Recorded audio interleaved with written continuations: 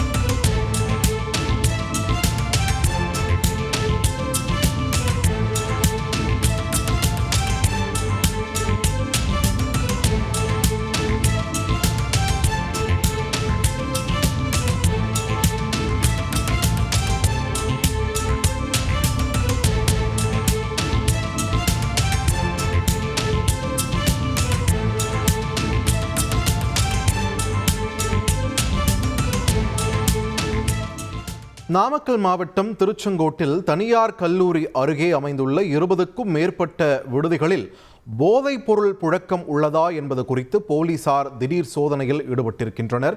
இது தொடர்பான கூடுதல் விவரங்களை வழங்க இணைகிறார் எமது செய்தியாளர் யவனசோழன். யவனசோழன், வணக்கம். இந்த சோதனை ஒரு ரொட்டீன்ல நடக்கக்கூடிய ஒரு சோதனையா இல்ல வேறு ஏதேனும் புகாரின் அடிப்படையில் நடைபெற்று வரும் சோதனையா? முழுமையான விவரம் என்ன யவனசோழன்? வணக்கம்.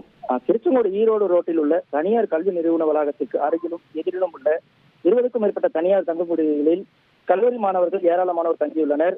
இந்த தங்கும் விடுதிகளில் போதைப் பொருட்கள் புழக்கம் உள்ளதா என்பது குறித்து ஆய்வு நடத்த முடிவெடுத்த திருச்செங்கோடு ஊரக காவல்துறையினர், ஊரக காவல் நிலைய ஆய்வாளர் தீபா மற்றும் எலச்சிபாளையம் காவல் நிலைய ஆய்வாளர் சிவக்குமார், ஊரக காவல் நிலைய உதவி ஆய்வாளர் நந்தகுமார், பள்ளிப்பாளையம் காவல் நிலைய உதவி ஆய்வாளர் மலர்பிரி ஆகியோர் உள்ளிட்ட 50க்கும் மேற்பட்ட போலீசார் திடீரென இன்று காலை 6 மணிக்கு அனைத்து விடுதிகளிலும் ஒரே நேரத்தில் ஆய்வு செய்தனர். தூங்கிக் கொண்டிருந்த மாணவர்களையும் தட்டி எழுப்பி அறைகளை சோதனையிட்டனர். அனைத்து அறைகளிலும் சோதனை செய்த நிலையிலும் போதைப் பொருட்கள் எதுவும் கிடைக்கவில்லை. இதேபோல் அருகிலுள்ள பேக்கரிகள், டீ கடைகளிலும் புகையிலை பொருட்கள் விற்கப்படுகிறதா, வேறு ஏதேனும் போதைப் பொருட்கள் விற்கப்படுகிறதா, பீடி சிகரெட் விற்கப்படுகிறதா என்பது குறித்தும் கடைகளையாக உள்ளே சென்று ஆய்வு செய்து பார்த்தனர். இன்று ஞாயிற்றுக்கிழமை என்பதால் சில கடைகள் மட்டுமே திறந்திருந்தன.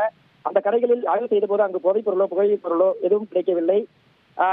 போதைப் பொருட்கள் குறித்து தொடர்ந்து போதை மாத்திரை, போதை ஊசி, போதைப் பொருட்கள் குறித்து தொடர்ந்து இழந்து வந்த புகாரின் அடிப்படையில் இந்த சோதனை மேற்கொள்ளப்பட்டதாக காவல்துறையினர் தெரிவிக்கின்றனர். நன்றி யவனசோழன், உங்களுடைய விரிவான தகவல்களுக்கு. குறைந்த விலை நிறைந்த தரம் தங்கள் தேவைகள் அனைத்தும் ஒரே இடத்தில் ஜெயச்சந்திரன்.